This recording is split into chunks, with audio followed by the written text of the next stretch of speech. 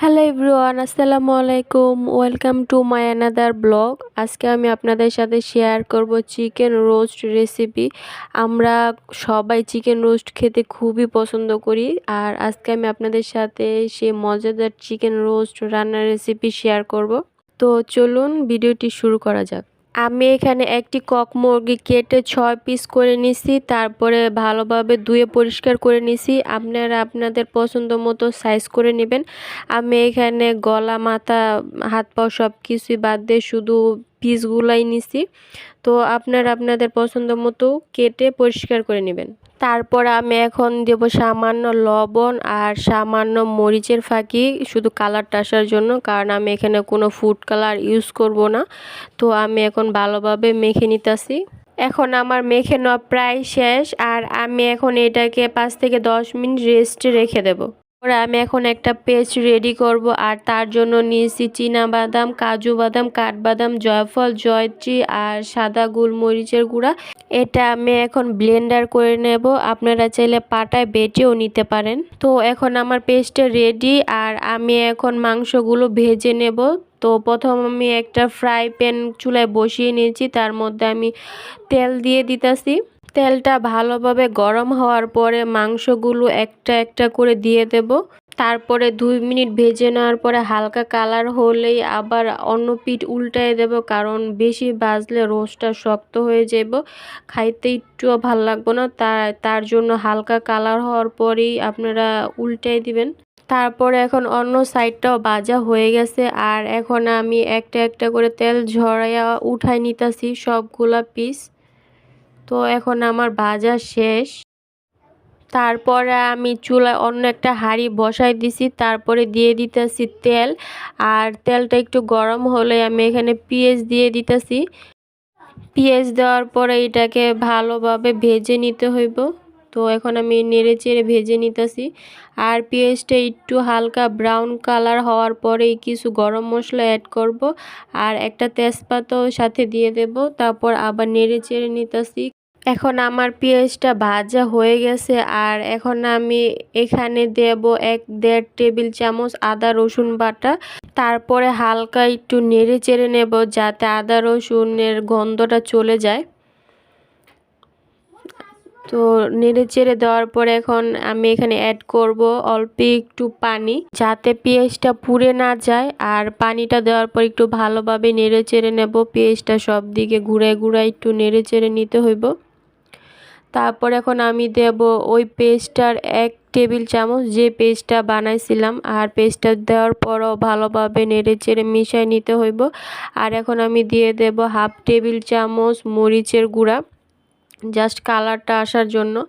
আর তারপর আবারও নেড়ে চেড়ে নিতে হইব ভালো মতো। তো আমি এখন ভালোভাবে নেড়ে নিতেছি। এখন আমি দিয়ে দেব পরিমাণ মতো লবণ, আর তারপর আবারও ভালোভাবে নেড়ে নিতে হইব। আর এখন পেঁয়াজের থেকে কিন্তু তেলটা অনেকটাই ছেড়ে দিছে, কিন্তু তারপরও আরও ভালোভাবে কষাইতে হইব, কারণ রোস্টের মেনই হইতাছে কষানোটা। আর এখন আমি দিয়ে দিলাম 1 টেবিল চামচ টক দই আর 1 টেবিল চামচ টমেটো সস। তারপর আমি আবারও ভালোভাবে নেড়ে চেড়ে মশলাটা কষায় নিতেছি। এই মশলাটা আপনি যত ভালোভাবে কষাবেন, খেতে কিন্তু রোস্টটা ততটাই মজা হইব। এই মশলাটা যত ভালোভাবে কষানো হয়, রোস্টটা ততই মজা হয়। সো আমি এই মশলাটা ভালোভাবে কষাই নিতেছি। তো অনেকটাই কষানো হয়ে গেছে, কিন্তু তারপরও আরও ভালোভাবে কষাইতে হইব।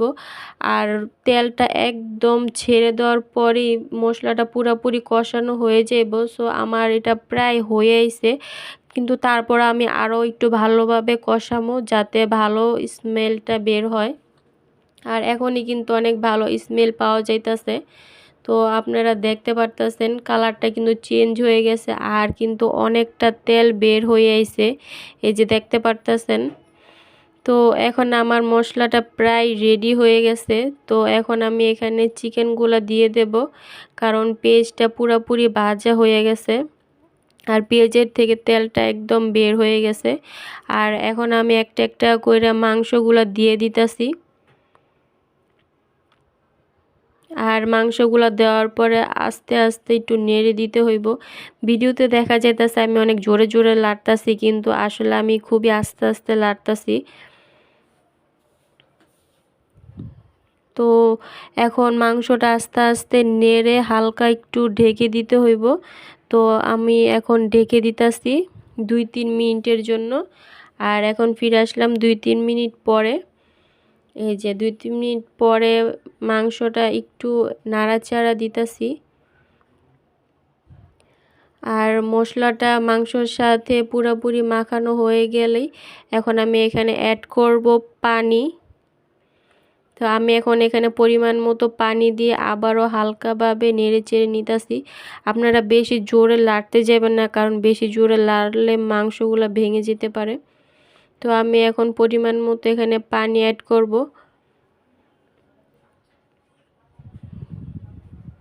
তো এখন আমার পানি দেওয়া শেষ। আর এখন আমি এটাকে ঢেকে রেখে দেব 10-15 মিনিটের জন্য। তো ফিরে আসলাম 10 মিনিট পরে। আর এখানে বলক এসে পড়ছে, দেখতে পারতেছেন। আর ঝোলটা অনেকটা গাঢ় গাঢ় হয়ে আইতাছে। আর এখন আমি এখানে অ্যাড করব কিছু কাঁচামরিচ আর অ্যাড করব আলু বোখরা। আলু বোখরাটা অপশনাল, আপনাদের থাকলে দিতে পারেন, না থাকলে নাও দিতে পারেন। আর কাঁচামরিচটা হইতেছে ফ্লেভারের জন্য। তারপর আমি আরও 2-3 মিনিটের জন্য ঢেকে রেখে দিয়েছিলাম। তারপরে আবারও আস্তে আস্তে একটু নেড়ে দিতেছি। দেখতে পারতেছেন ঝোলটা এখন কিন্তু অনেকটা গাঢ় হয়ে আছে। তো আমি এখন লবণটা চেক করতেছি। তো আপনারা লবণটা চেক করার পরে স্বাদ মতো দিয়ে নেবেন, যার যেমন টেস্ট। তো আমি লবণটা দেওয়ার পরে আরেকটু হালকাভাবে নেড়েচেড়ে এখন ঢেকে দেব 5 মিনিটের জন্য। তো 5 মিনিট পরে আবার চলে আসলাম। তো দেখতেই পারতেছেন আমার রোস্টটা কিন্তু প্রায় হয়ে গেছে। তো এখন আমি এখানে অ্যাড করব ঘি, কারণ ঘি দিলে কিন্তু অনেক সুন্দর একটা ঘ্রাণ পাওয়া যায়। তো এখন আমি অ্যাড করতেছি এখানে ঘি। ঘিটা দেওয়ার পরে হালকা একটু নেড়ে চেড়ে আমি আবারও ঢেকে দেব। তো ফিরে আসলাম 2 মিনিট পরে। আর দেখতেই পারতেছেন আমার রোস্টটা কতটা ইয়ামি লাগতেছে এখনই। তো আমার রান্না প্রায় শেষ। আপনারা চাইলে ঝোলটা আরও শুকায় নিতে পারেন, কিন্তু আমি আর শুকাবো না, এরকমই রাখবো। তো ফাইনালি আমার রোস্ট রান্না শেষ। এখন গরম গরম পরিবেশন করতে পারি। আর এটা কিন্তু ভাত আর পোলাওর সাথে খাইতে অস্থির একটা টেস্ট লাগে।